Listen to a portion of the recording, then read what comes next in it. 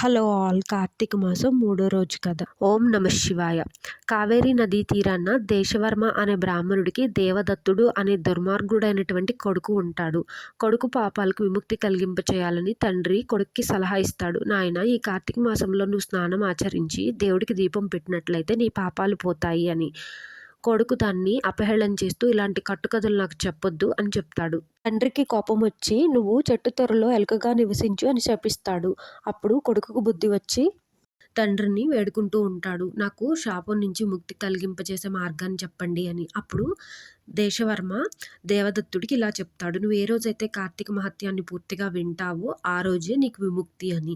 ఆ రోజు నుంచి దేవదత్తుడు చెట్టు త్వరలో ఎలుకలా నివసిస్తూ ఉంటాడు. 10 రోజుల తర్వాత అక్కడికి విశ్వామిత్రుడు శిష్య బృందంతో నదీ తీరానికి వచ్చి స్నానం ఆచరించి కార్తీక వ్రతాన్ని చేపడుతూ కార్తీక మహత్యాన్ని చదువుకుంటూ ఉంటారు.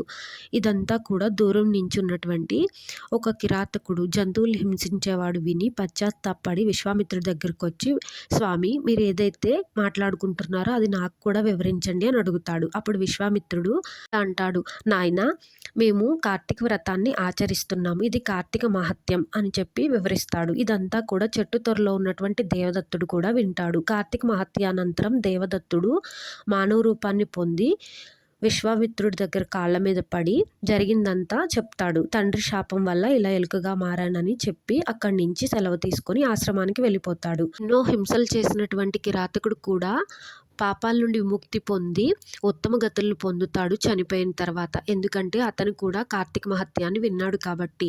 ఈ వీడియో నచ్చినట్లయితే కనుక మన ఛానల్ని సబ్స్క్రైబ్ చేసుకోండి. Thanks for watching.